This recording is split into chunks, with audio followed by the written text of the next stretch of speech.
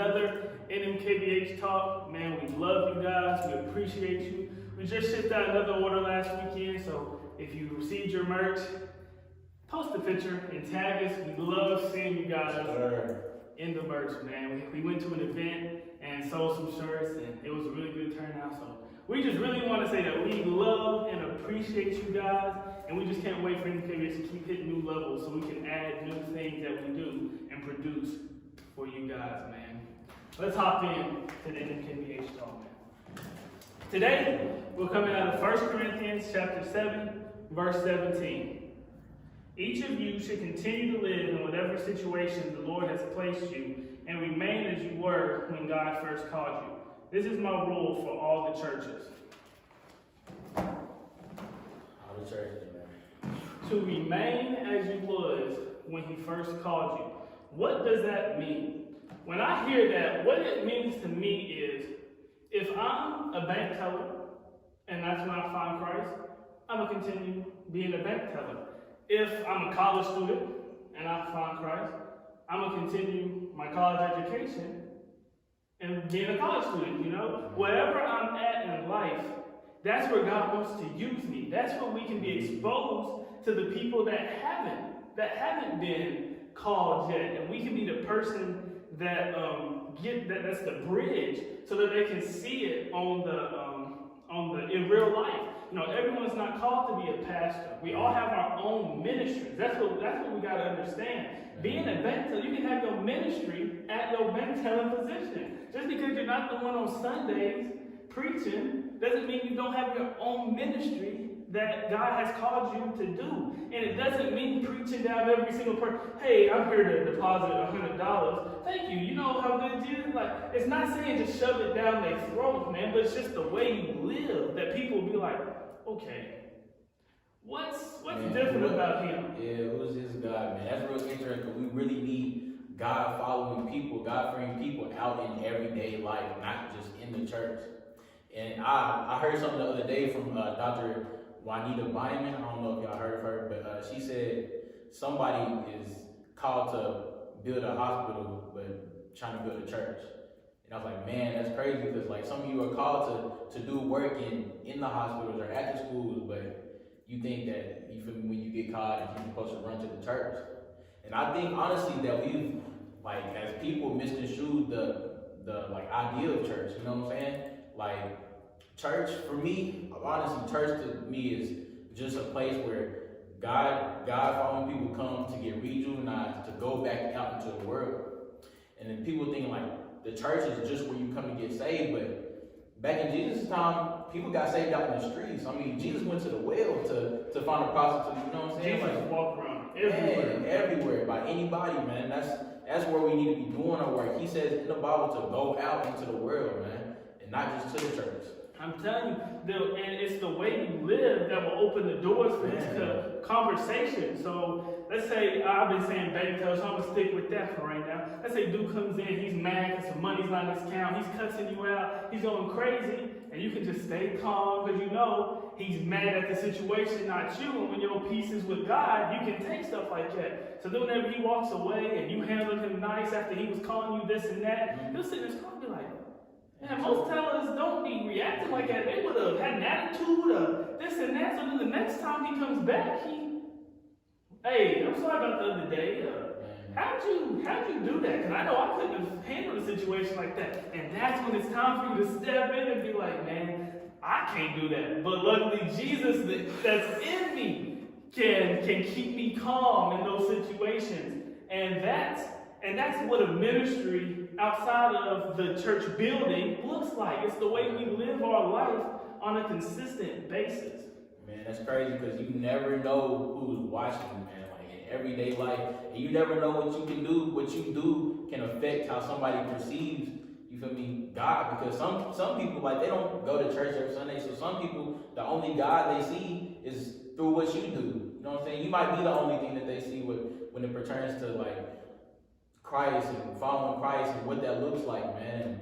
So you just gotta be conscious of that, man. And that's very true, and that can play a big positive and a big negative, you know. Because if they see people just disrespecting you you can take it and brush it off because you know who you are in Christ, and you're not taking it personally. You know who you are, so you can just keep on taking hits, staying joyful. And people see that and be like, man, one little thing hits me and I'm down and out, tail between my legs. But you get punched and punched and punched, and you still standing there. And that's what you say, but God, man, but God. And that's what we really like for the situation the world's in.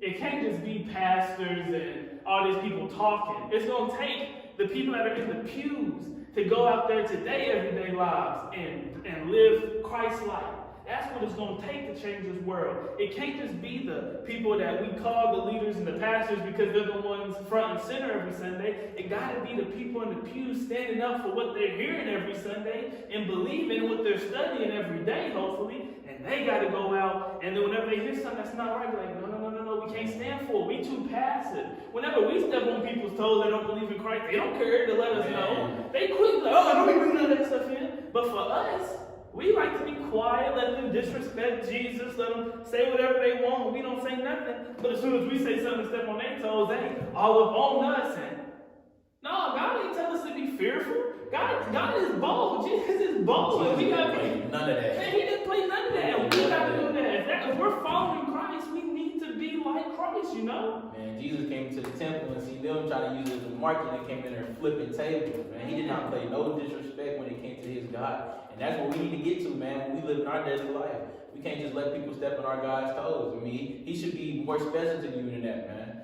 I had an FCA meeting earlier today, and one of the dudes was just talking. He was reading something out of Psalms, and he said something he was studying, and it was just like, we have to love God more than anything. Like, in comparison, that we hate everything on earth, that we hate our moms, our dads, in comparison to how much we love God. Now, of course, we don't hate them. That's not what I'm saying. But we love God so much more than anything on this earth. In comparison, it don't even look like that. That's how much love and our eyesight got to be on God so that we can stand bold. Because when you're standing bold in Jesus and you firmly know that he got you, you be bold because you don't care what you might lose in the process. Because you know, God got me. And what can be better than knowing that the God that created everything on earth got you? And the reason you lost something is because you stood up for him. You don't think he's going to replace it with something 100,000 million times better? That's crazy. I can't remember what verse I was reading not too long ago, but it said how blessed is the person that gets condemned for loving God or something like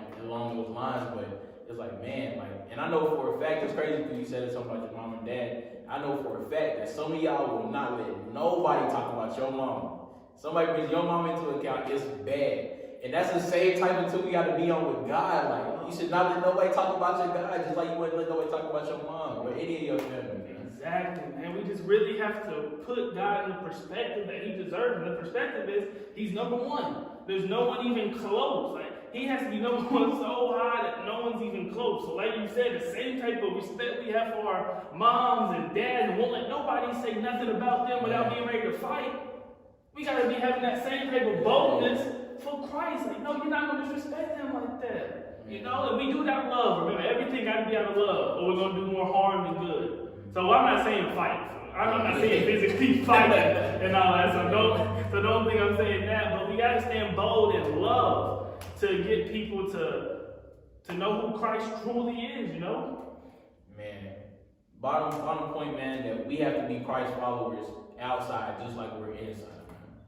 It's easy to try to live double lives, but we have to be the same Christ follower we are in church as we are out in the streets or out at school or out at the hospital or in the store. Like, we have to live that same walk throughout our whole life. It's a life journey. Yeah, that moment you stop looking at the church as four walls, man, is the moment you'll be free to live the way he just said, to be able to live the life that Christ has called you to be without having a double life, a triple blah, blah, blah. Yet once you realize the church is more than just these four walls, sky's the limit. Well, there's no limit. I'm not going to say the sky's the limit. There's no limit. Once you truly understand that Jesus can use you in any way possible to move his kingdom, as long as you surrender into him, and he will use you wherever you are. Remember that, wherever you are, man. Man, that's deep. Well, NMKBH Nation, that's another NMKBH talk, man. Thank you guys for tuning in. Hope you can take something from that and apply apply it to your life. Of whatever walk you're in, you'll apply that. Just 1 Corinthians 7:17. Look over it and just study it for yourself and pray on it and see what it speaks to you, man. You see the merch, buy you some, NMKBH.com. We love to see you guys in it. We love you guys. NMKBH Nation, out. I got one more thing to say, man. If somebody see you out in the streets, would they know who your God was?